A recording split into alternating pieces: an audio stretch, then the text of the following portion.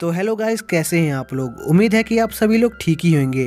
तो आज की इस वीडियो में हम डोरोरो सीरीज़ के सेकंड पार्ट को एक्सप्लेन करेंगे। और अगर आप लोगों ने इसके पहले पार्ट को नहीं देखा है तो उसका लिंक आपको डिस्क्रिप्शन में मिल जाएगा, आप वहां से देख सकते हैं।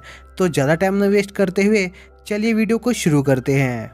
तो जैसा कि लास्ट पार्ट में आप लोगों ने देखा कि हयाकुमारू की मदर खुद को डीमंस को सेक्रीफाइस करने की कोशिश करती है, जिससे वहाँ पर बहुत सारी डेमोनिक एनर्जी निकलने लगती है। इसलिए डैगो अपनी आर्मी को लेकर वहाँ से निकल जाता है। जिसके बाद हम उसी ओल्ड मैन को देखते हैं जिसे एक गॉडेस की बिना सर वाली मूर्ति मिलती है जो हयाकुमारू की मदर की होती है। और उस मूर्ति को देखकर वो ओल्ड मैन समझ जाता है कि जब डीमंस ने हयाकुमारू के बॉडी पार्ट्स को चुराया था तब उसी गॉडेस ने खुद के सर को सेक्रीफाइस करके हयाकुमारू के सर को बचा लिया था। जिसके बाद कई दिन बीत जाते हैं। इसी दौरान हम हयाकुमारू को देखते हैं जो बचे हुए डीमंस को मारने निकल जाता है। तभी डोरोरो को एक आदमी से एक डीमन के इलाके के बारे में पता चलता है, जिस पर वो दोनों उस तरफ निकल जाते हैं। जिसके बाद हम एक लेडी को देखते हैं जो एक आदमी को पकड़कर एक स्टैचू के पास ले जाती है, जहां पर वो स्टैचू उस आदमी के फेस को उसकी बॉडी से अलग कर देता है। लेकिन फिर भी उस लेडी का काम कंप्लीट नहीं होता, इसलिए वो उस आदमी को एक झरने में फेंक देती है। जिसके बाद हम डोरोरो और हयाकुमारू को देखते हैं जो उसी इलाके में पहुंच गए होते हैं और उन्हें वहां पर एक वीरान घर मिलता है। इसलिए वो दोनों वहीं पर कुछ देर आराम करने का फैसला करते हैं। जिसके बाद आग जलाने के लिए डोरोरो कुछ लकड़ियां लेने जाता है, जहां पर उसे बुद्धा का एक स्टैचू दिखाई देता है। तभी उसकी मुलाकात उसी लेडी से होती है जो बिल्कुल डोरोरो की मदर की तरह दिख रही होती है। इसलिए वो उस लेडी को हयाकुमारू से मिलवाने ले जाता है, लेकिन हयाकुमारू को वो लेडी एक नॉर्मल ह्यूमन लगती है। तभी वो लेडी उन्हें बताती है कि वो जिस घर में रह रहे हैं वो उसी का घर है, लेकिन फिर भी वो लेडी उन्हें वहाँ पर रहने देती है और उनके लिए थोड़ा खाना बनाती है। जिसके बाद डोरोरो उस लेडी से उस स्टैचू के बारे में पूछता है, जिस पर वो लेडी उन्हें बताती है कि कई साल पहले इस विलेज के झरने से एक स्टैचू बाहर आया था। तब कुछ गांव वालों ने उस स्टैचू को बुद्धा का शेप देने के लिए एक बहुत बड़े बुद्धा के कारीगर को बुलाया था जो बुद्धा की मूर्ति बनाने में बहुत एक्सपर्ट था। जिसके बाद उसने उस स्टैचू को भी बुद्धा का शेप दिया, लेकिन जब वो उस स्टैचू पर बुद्धा का फेस बना रहा था तब वो ये भूल गया कि आखिर बुद्धा दिखता कैसा है, और उसने बार बार बुद्धा का फेस बनाने की कोशिश की, लेकिन वो बना नहीं पाया और एक दिन वहीं पर उसकी मौत हो गई। जिसके बाद हयाकुमारू को नींद आ जाती है और वो सो जाता है। तभी डोरोरो को भी नींद आ जाती है। तभी वो लेडी ये रिवील करती है कि वो स्टैचू बनाने वाला आदमी वो खुद है, क्योंकि उसे एक स्पिरिट ने दोबारा से जिंदा कर दिया था। जिसके बाद उस स्पिरिट ने बुद्धा के स्टैचू को भी पोजेस कर लिया और उस स्पिरिट ने उस लेडी को उसके लिए नए फेस लाने का ऑर्डर दिया। तब से वो लोगों को उनके फेस के लिए मार रही है। जिसके बाद वो हयाकुमारू को सेक्रीफाइस करने के लिए ले जा रही होती है, लेकिन तब तक डोरोरो की भी नींद खुल चुकी होती है और वो हयाकुमारू को बचाने की कोशिश करता है।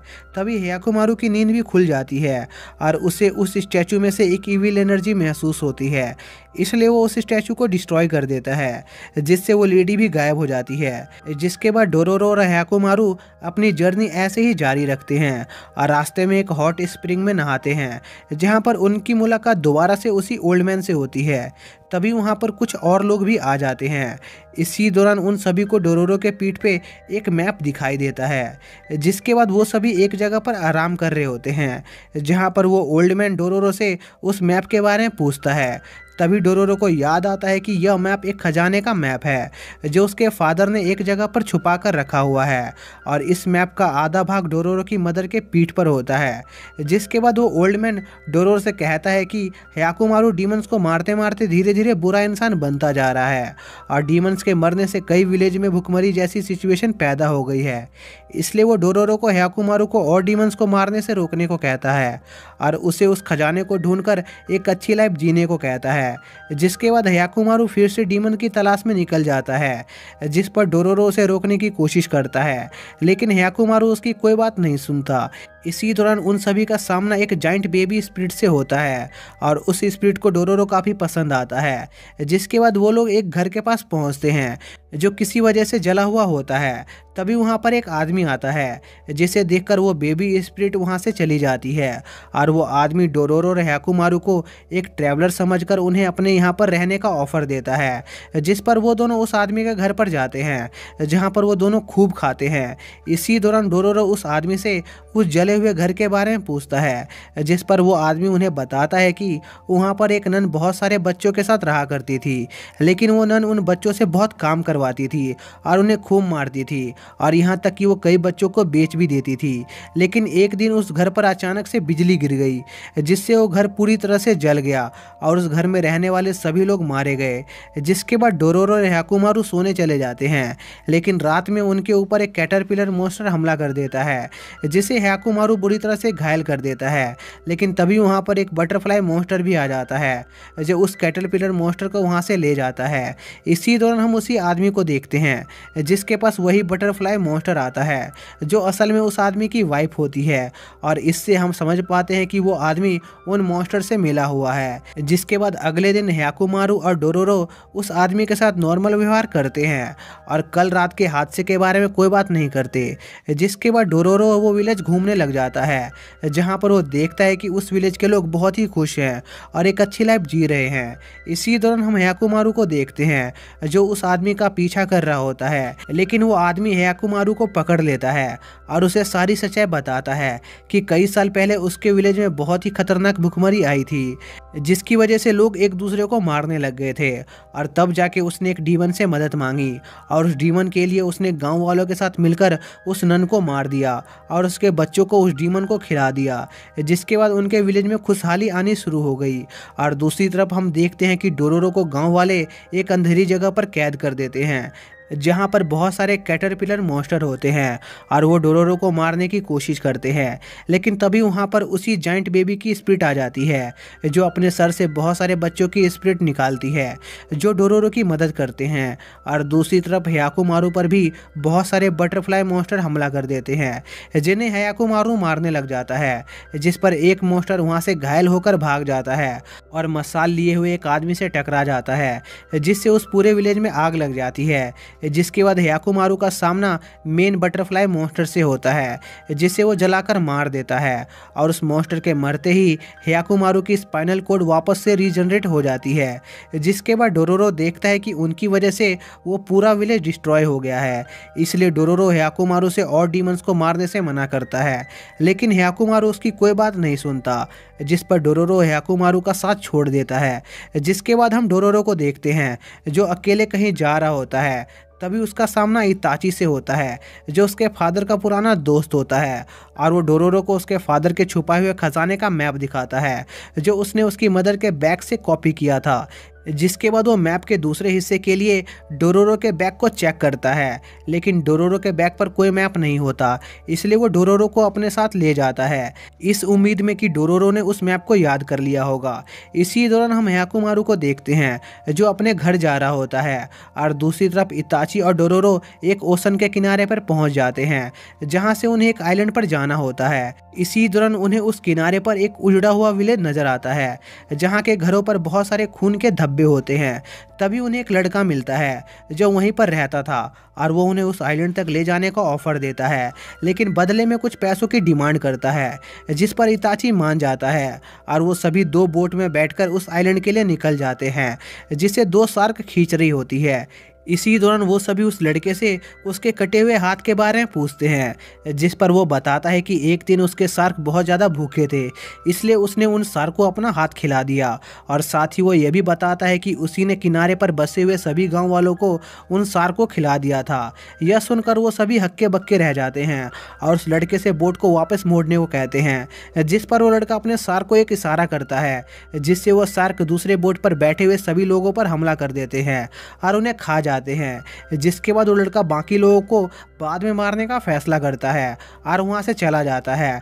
और उस लड़के के जाते ही वो लोग वहाँ से भागने की कोशिश करते हैं, लेकिन एक शार्क उन लोगों पर नज़र रख रहा होता है, जिस पर डोरोरो एक प्लान बनाता है और पानी में कूद जाता है और शार्क को अपनी तरफ अट्रैक्ट करता है। और वो शार्क जैसे ही पानी से बाहर आता है, वो लोग अपनी तलवार से उस शार्क को मार देते हैं, जिसके बाद वो लोग उस लड़के को भी पकड़ लेते हैं और उसे खूब मारते हैं और वहाँ से दूर फेंक देते हैं। जिसके बाद इताची डोरोरो से मैप के दूसरे हिस्से के बारे में पूछता है, लेकिन डोरोरो कुछ नहीं बताता, जिस पर वो लोग डोरोरो की बॉडी को चेक करते हैं। तभी वहाँ की आग से डोरोरो की बैक थोड़ी वार्म हो जाती है, जिससे वो मैप दोबारा से दिखाई देने लगता है। जिसके बाद वो लोग डोरोरो को वहीं पर बांधकर खजाने के लिए निकल जाते हैं। जिसके बाद हम याकुमारू को देखते हैं, जो उस डॉक्टर से मिलता है जिन्होंने उसे बड़ा किया था। जिसके बाद वो लोग एक गुफा में आराम करते हैं, जहाँ पर वो डॉक्टर नोटिस करता है कि याकुमारू ने अपने बहुत सारे बॉडी पार्ट्स को रिकवर कर लिया है। जिसके बाद याकुमारू उस डॉक्टर को बताता है कि वो अपने फैमिली मेंबर को देख चुका है और वो लोग उससे नफरत करते हैं, इसलिए उसकी ज़िंदगी का अब एक ही मकसद है, सभी डीमंस को मारकर अपनी बॉडी पार्ट्स को वापस हासिल करना। तभी बारिश की वजह से लैंडस्लाइड हो जाती है, जिसकी वजह से उनकी गुफा ब्लॉक हो जाती है, जिस पर याकुमारू उस गुफा को खोलने की कोशिश करता है। इसी दौरान वो डॉक्टर याकुमारू से कहता है कि अगर वो ऐसे ही सभी डीमंस को मारता रहा तो डीमंस के साथ साथ सभी इंसान भी खत्म हो जाएंगे और वो अकेला रह जाएगा। यह सुनकर याकुमारू को डोरोरो की याद आ जाती है। तभी वो उस गुफा का गेट खोल देता है और उस गुफा के बाहर बहुत सारे डीमंस होते हैं जो उन पर हमला कर देते हैं, लेकिन याकुमारू उन सभी डीमंस को एक झटके में ही मार देता है और उन डीमंस के रियल सोर्स को डिस्ट्रॉय कर देता है। जिसके बाद याकुमारू डॉक्टर से अलविदा लेकर डोरोरो को ढूंढने निकल जाता है। इसी दौरान उसे एक आदमी से डोरोरो के बारे में पता चलता है। जिसके बाद हम डैगो और उसकी वाइफ को देखते हैं, जहाँ पर डैगो की वाइफ उसे बताती है कि याकुमारू को खुद उनकी गॉडेस ने बचाया था, इसलिए उन्हें याकुमारू को मारने की कोशिश नहीं करनी चाहिए। लेकिन डैगो अपनी वाइफ को इस बारे में ज़्यादा सोचने से मना करता है और वहाँ से चला जाता है। जिसके बाद हम ताहोमारू को देखते हैं, जो अब एक आंख से अंधा हो चुका होता है और वो एक जगह पर एक डीमन से लड़ रहा होता है। जिसके बाद वो लोग उस डीमन को मारने में कामयाब हो जाते हैं। इसी दौरान उन्हें पता चलता है कि डोरोरो एक आइलैंड की तरफ गया है, इसलिए ताहोमारू भी अपनी पूरी सेना को लेकर उस आइलैंड के लिए निकल जाता है। जिसके बाद हम उस शार्क वाले लड़के को देखते हैं, जो अपने शार्क से उसके मरे हुए साथी शार्क को खाकर ताकतवर बनने को कहता है। जिसके बाद वो शार्क अपने साथी शार्क की बॉडी को खाने लगता है और शार्क को खाने के बाद वो दूसरा शार्क एक व्हाइट जायंट शार्क में ट्रांसफॉर्म हो जाता है और डोरोरो को मारने की कोशिश करता है। लेकिन तभी वहां पर याकुमारू आ जाता है, जो उस शार्क से लड़ने लगता है और बहुत कोशिशों के बाद उस शार्क को मारने में कामयाब हो जाता है और उस शार्क के मरते ही याकुमारू का दूसरा लेग भी वापस से रीजनरेट हो जाता है। जिसके बाद वो दोनों इताची को पकड़ने के लिए निकल जाते हैं। इसी दौरान हम इताची को देखते हैं, जो उस ट्रेजर तक पहुंच जाता है, लेकिन जैसे ही उसके कुछ साथी अंदर जाते हैं तब वो सब एक धमाके में मारे जाते हैं, क्योंकि उस एरिया में बहुत सारे एक्सप्लोसिव होते हैं। तभी वहाँ पर डोरोरो और याकुमारू भी पहुँच जाते हैं और उस ट्रेजर के लिए सेफ रास्ता ढूंढने लगते हैं। तभी उन्हें ताहोमारू और उसके साथी घेर लेते हैं और याकुमारू से लड़ने लगते हैं, जिस पर इताची डोरोरो को लेकर वहाँ से भाग जाता है। लेकिन उनके पीछे ताहोमारू के कुछ सोल्जर लग जाते हैं, जो उन पर हमला कर रहे होते हैं। तभी दूसरी तरफ वो शार्क वाला लड़का भी आ जाता है, जो वहाँ उन्हें मारने के लिए एक बहुत बड़ा धमाका करता है, जिससे ताहोमारू के बहुत सारे सोल्जर मारे जाते हैं और उस धमाके की वजह से याकुमारू भी उनसे बच जाता है। जिसके बाद हम डोरोरो को देखते हैं, जो उस धमाके की वजह से उस खजाने तक पहुंच गया होता है। तभी वहां पर याकुमारू भी आ जाता है और डोरोरो को वहां से चलने को कहता है। जिसके बाद वो दोनों उस आइलैंड से निकल जाते हैं और इसी के साथ यह पार्ट यहीं पर एंड हो जाता है। तो दोस्तों, अगर आपको इस सीरीज़ का अगला पार्ट चाहिए तो उसका लिंक आपको डिस्क्रिप्शन में मिल जाएगा, जिसे मैं कल अपने सेकंड चैनल पर अपलोड कर दूंगा। और अगर आप लोगों को इसका पार्ट जल्द से जल्द चाहिए तो प्लीज़ कमेंट करके ज़रूर बताएं। तो मिलते हैं नेक्स्ट वीडियो में, तब तक के लिए बाय।